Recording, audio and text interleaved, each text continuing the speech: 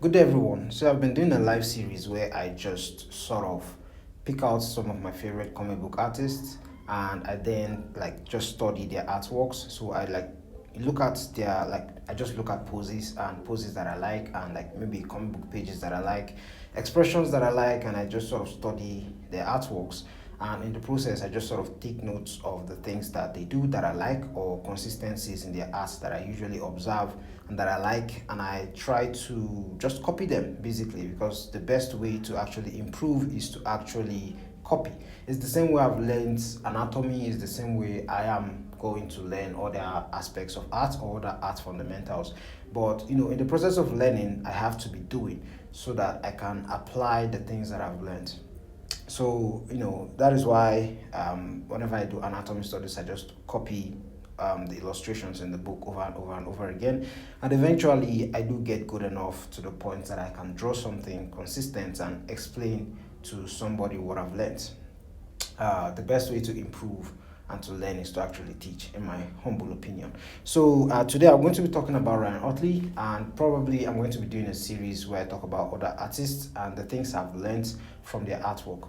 Yeah. So quickly, I do lives. So this series are from lives that I've done. So I'm going to be showing the arts that I've done. The artworks are cool. So I just go online or on their X or on the internet in general and just search for Ryan Otley, and their artwork pops up. And the ones that I find interesting, I just pick and then I study them. Usually, I do like a single illustration per live. Sometimes I don't finish it and then I carry it to the next live. Anyways, enough of that long intro. Ryan Otley, he's known for like Invincible. That's the most popular work that he has done. Is the work that actually brought him to limelight. He was actually not the original artist that started Invincible. He was the artist that kind of continued. He picked up from one of the original creators of like Invincible. He couldn't continue, I believe. So like, this is looking quite distracting. So he just continued from the artist there. And in my personal opinion, the art actually improved. The art from the first artist was quite good, but the art actually improved. And he has worked on other projects. I believe he has worked on a Hulk series, and he has also worked on a Spider-Man, some Spider-Man issues here and there. And he has also done, I believe, he's currently working on Battle Beast, which is really fun and I'm enjoying it. It's an ongoing series. It's an ongoing series as at 2026. Yeah, I believe he's currently at like issue 7 or 8. So yeah, that's currently what's going on, and that's basically the works that Ryan Otley has done. The Invisible comic has about like 100 plus issues, about 130 to 50, I believe. So yeah, it has a lot of fights and action scenes, and for me, that is what I picked from Ryan Otley. That's what I like about his work. His work has a lot of energy in terms of fight scenes, because I like a lot of fight scenes. I like drawing fight scenes. They are challenging, but I like drawing them. I do like and enjoy the challenge. In my own comic, personally, I do a lot of fight scenes. So whenever I want to do fight scenes, I do take a lot of inspiration from guys like Ryan Otley and other manga artists as well. But Ryan Otley, I like his scenes because of how graphic they are, and I don't just mean that in the sense of like just how bloody they are. I mean that in the sense of like how I mean that in an artistic sense. So he uses simple shapes a lot. Um, there's a lot of impact. There's a lot of energy in the fight scenes that he does, and for me, that is what I read his comics more than once. So I read it over and over and over again, and then I practice. There's something new every single time that I, look at his work personally.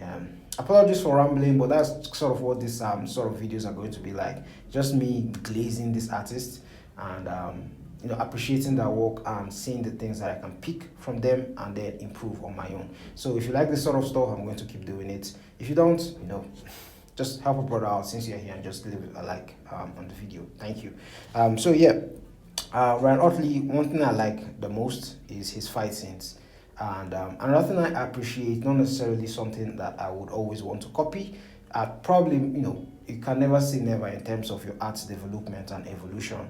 But it's how sharp the edges of his work are. So I'm just going to like point out some of the things that I've noted in his work. So his work is fast paced, it has high energy, and there's a strong balance of anatomy and cartoony expressiveness. So when you look at his work, you see that his works actually, this is the, I would say this is the a consistent trait you find with a lot of these comic book artists, because their artworks, they have their art styles, yes, and then of course if you look at the art, like if you look at the Invincible comic and then you look at the Invincible animated series or the Invincible animated show, you're going to see a consistency, not exactly because animation takes a lot of time, so they are going to have to take a lot of shortcuts, but art style in the animation is quite similar to the art style in the comic. The art style in the comic, in my opinion, is better than the animation, but it's a different medium, so you can't necessarily compare exactly. So, like, and if you look at someone like Damora as well, you would see that if they were to ever animate any of the book series that he has done, you're going to see a consistency in the art style. Usually depends on the preference and the studio working on it. The studio could have a generic art style that they use, but usually the art style usually looks like animation. And because of how tedious comic book is, they try to make it as simplistic as possible while still maintaining their artistic integrity. So yeah, you can see like a bit of like cartoonish style with his work, and that's like sort of what we're seeing here. If you look at his works, let me just flip through. I've been talking about his work without showing it. Let me just flip through. Probably, yeah, let's just continue. Yeah, so if you look at his work, there's a lot of energy. He uses simple shapes, uses simple line, like he understands the basics a lot. Proper use of line weight, like simple shapes, simple expressions. His characters are really expressive, and he uses like simple lines. It's not very realistic.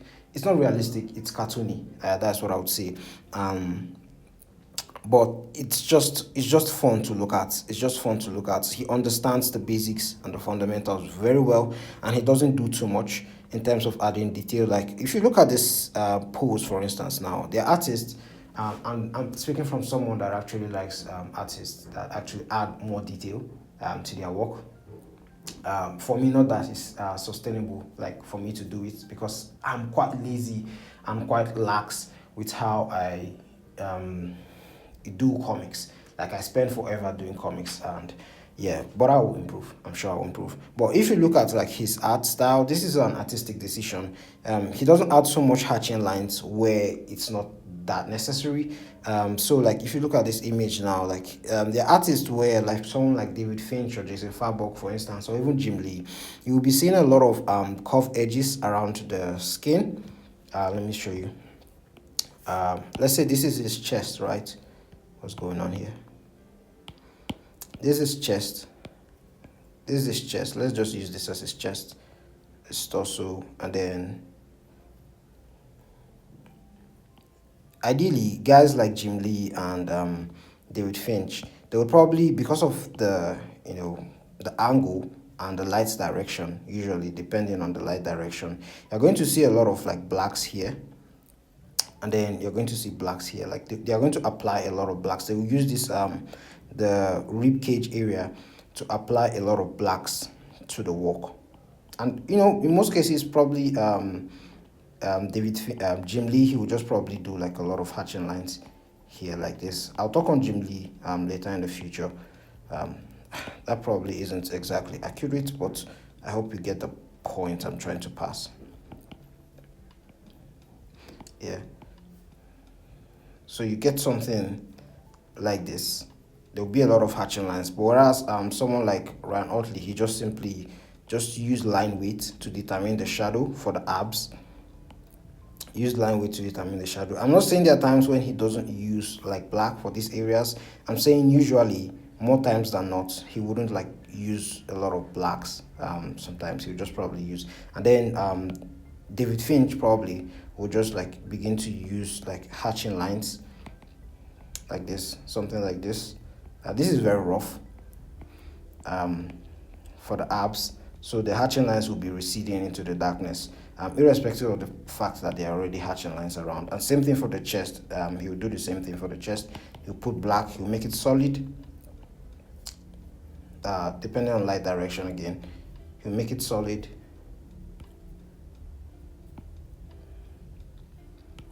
Like this, and then he would put the hatching lines over the character, something like that. That is very terrible, apologies, but something like this. That's very rough, that looks terrible. I'm probably talking, but anyways, that is the idea. That's the differences. And when you study these different artists, you sort of notice the like I said before, you notice how they would do things in different situations, so that whenever you are doing your own original art, you can then draw from this artist, you can then draw from this artist. You have a large visual library, and you can draw from this mountain of experiences that you've had with this artist artwork, and then you'll be able to make your art better. And the more you do it, the better you get. And then if you see a new artist, you can of course improve. Another thing about Ryan Ottley's work is that there's this thing called like kinetic anatomy. Like if you look at his characters that move, you're going to see that the muscles, like I said before, the muscles are believable, but it's sort of like they sort of look elastic when you're looking at them, when they are in motion, because it's trying to sell a bit of exaggeration. And exaggeration is what because comic books are made for escape, right? We see art because apart from just capturing realism, we're also capturing like the inspiration that we have within, and using bringing something extra to realism. That's what comic book is, in my own opinion. So whenever he takes draws a pose, what he tries to do is that he tries to make it a lot more interesting. Most times that might not be anatomically accurate. It might just he might just be following the flow of the drawing, but it also adds a layer of like interest and wonder to the work that he's doing. If you look at his work, especially like his fight scenes, he makes it very interesting and it's fun to look at. So that's one of the things that I learned from his drawing. Another thing I've learned from his drawing is that his drawings have really expressive faces, right? Like I said, it is cartoonish. It's not cartoonish in the Tom and Jerry sense, but it is cartoonish where like the faces, how in cartoons the faces can expand and whatnot, but his style makes it so that he's able to make emotions like really extreme. Like if you look at that, just look at that, very interesting emotion and pose, and it just adds it just makes it just sells the emotion more, so that if it's like a situation of tragedy, if it's a situation of happiness, if it's a situation of extreme joy, or if it's a situation of anger, you as a reader can feel it so much. I didn't do a lot of like expression studies. I'll definitely do that later, because I'm going to be doing a live, and this live that I'm going to be doing, I'm going to like revisit a lot of these artists to improve and note new things about the work. But this is just like a summary of like sort of what I've learned. And then another thing is like how I say like his work is energetic, and one thing about it is that like you can see the way that if like when he draws backgrounds, for instance, now you can see how simplistic it is, because he tries to add what is needed in the background. He doesn't like add anything extra. He doesn't add any unnecessary information, because what he's trying to do is that he's trying to sell the character. If the focus of the page or of the cover is the background, he will draw it in such a way that the characters are secondary, and the characters complement the background, not the other way around. So his backgrounds aren't so like detailed. They get the message across, but they aren't so detailed. He uses bold, dynamic camera angles. So like he has great composition with his work. And when you look at the covers that he does, like for instance this cover over here, the cover that he does, he uses like simple like shapes, like in terms of like scaling, and there is proper hierarchy when you look at his work, from like the most important character, or the thing he wants you to focus on, to the least most important thing that he wants you to focus on. So in this scene, what he wants us to notice is the three main characters, right? Which is like Invincible, who is the main character in the image in this scene, and then his father and this his friend. I've forgotten his name. The guy with the one eye. I've forgotten his name. And of course, the threat of the Viltrumites. The threat of the Viltrumites are coming to Earth, that they are going to engage in war with. So proper use of hierarchy. I talked about this when I talked about like Ryan Ottley's composition, and how like I sort of like the things I learned from like copying his cover art, and you can check the video out later on. I explained a lot more about like composition and using hierarchy whenever you're doing cover art.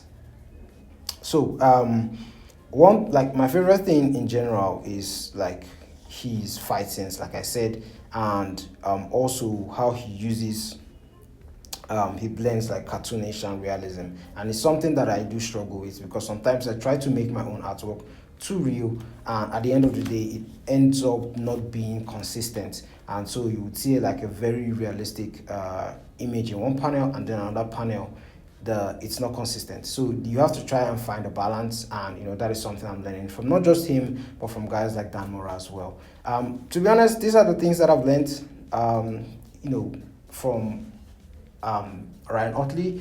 Guys like this, they have a consistent visual voice. They whenever you look at their art, you instantly recognize and know that this is the artist that worked on this. Like even guys like David Finch and Jason Fabok, their art styles are quite similar, because Jason Fabok did, I believe he mentored under David Finch for a while, and they are both Canadians. So you would see their art style, like you see like glimpses of David Finch's art style in Jason Fabok, and you can see the things that he decided not to copy from David Finch in Jason Fabok's work. So if you can study these two artists, and it's the same thing with all these different artists.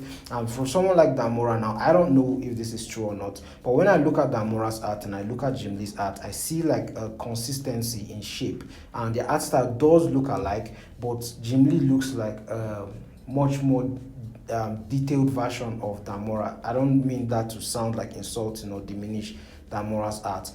They are all exceptional artists. But what I mean is that you would see like if because Jim Lee did come before Dan Mora, so if you look at their art and you would see that okay, this art style looks similar, but the thing about this artist is that he chose not to be as detailed as this artist. So if you look at Jim Lee's art, his art is really heavily rendered. He uses a lot of hatches, like even on the faces of his characters, to like show the value or like the form of the character's face. But with Dan Mora, he doesn't really care about that. All he cares about is like getting clean, consistent looking lines on his faces, and once or twice he will just add like 2 lines over the faces. So you have to sort of like note these things about the artist, and you don't just need to look at them to note them. You need to actually draw them and attempt to draw them, and like fail over and over and over again to draw them. So in this image, you can see here, what's the reference image? Let me show you the reference image. What's going on here? Ryan Ottley. Yeah, this is the reference image I used for this, and what I used is that I used my own characters, because my characters is what I'm going to be drawing a lot. So I sort of like want to get familiar with how this artist draw, so that when I am making those creative decisions, artistic choices in my own work, when I'm doing my own comic, I can notice that he does this, and I can apply this in this certain way on my own character.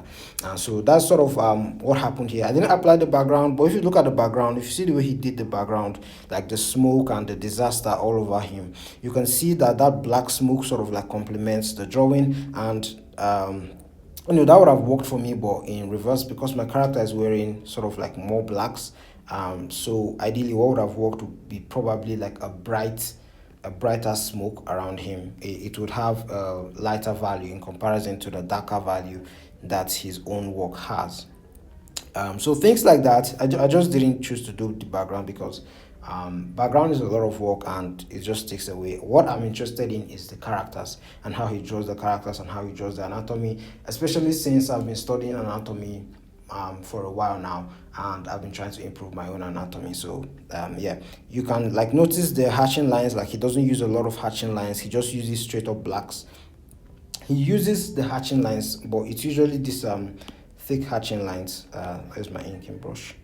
It's usually this thick hatching line. So let's say he's doing a black like this, he would fill it in and then he would do like hatching lines like this. These are mostly the hatching style he does. Yeah, he doesn't usually do this the type of like Jim Lee or like David Finch hatching line that I really like. He does it but like not often. So like you can notice his art style more consistently, and he has this like rough edge to his art and things like that. So yeah, that's what I did. These are a character of mine that I work on, or that I'm working on. I don't know if it will ever see the light of day. I hope it will. But yeah, this is just a character that I was working on, and I just decided to use his style to sort of like copy his style and see how it would look. It didn't come out the way I wanted exactly, but I'm happy about it. And I did one more illustration as well, but this time I did use like the character that Ryan Ottley used. What's going on here? And this time it was a Thrag.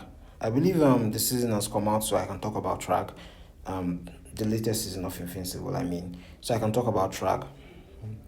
So if you look at Thrag here, if you look at his poses, like how simple it is, like you can see the sharp shapes around the character. You can see the anatomy, how he just used sharp lines, and he's just following the rhythm of his anatomy is accurate, definitely, but he's just following the rhythm. And another thing about comic books is that they do make the hands of the characters huge, a lot of the times almost the same size as the character's head, and this is to make the characters look imposing and powerful. Yeah, and you can notice the consistency. The thing I talked about his blacks, where he would just like once he gets the shape and then fill it with black, and then he would just do this larger inking with the blacks and things like that. Hopefully that made sense. Hopefully you enjoyed the video. The video, it's a little rough around the edges. It's not the most perfect, but I'm just kind of still figuring this thing out. Watch out for anatomy video. I haven't talked on the foot yet. I'm supposed to talk on the foot. Haven't talked on the foot. Like to conclude my anatomy, and probably I'll talk about Dan Mora next. That's the next guy I'm going to talk about, and then I'll talk about Jim Lee, and then I'll talk about Takehiko Inoue, and then probably I'll talk about Boichi. But you can check out the lives that I'm doing here on YouTube. It's not the most badass setup, because I would have really liked to show my face during the live, but I don't have the facilities for that at the moment. So yeah, we'll just keep doing it the way it is. And I want to appreciate every single person that comes on the live and like just shows a like. Adam, Barbie Doll, Irene, all of you, I really appreciate every single one of you. Dio GFX, Scar, thank you every single person. Imagination, thank you all for like showing up for me during the lives and like just having a chat with me, even if it's just a sentence. I know most times people just pass by and they just show love and just go. So I really appreciate it. Thank you very much. Please, if you like content like this, please give it a like and subscribe. I'll be doing more studies, so check out the lives. I do them around like between 9, 10 and 11 p.m. But the times can change depending on how I'm feeling. But usually I try to go live every single day. You can check them out. All right, so I'll see you guys in the next video. Check out more Ryan Ottley's art. he's doing really great. You enjoy Battle Beast. The story has been quite fun for me. And Invincible, check out Invincible. If you haven't read Invincible comic, go check Invincible comic out. And also check out my comic. I've been doing I've done about 6 issues in the past decade right now. I would say that is progress. It should be better, but it's not. But I really appreciate every single person that checks it out. I'll see you in the next video. Peace out.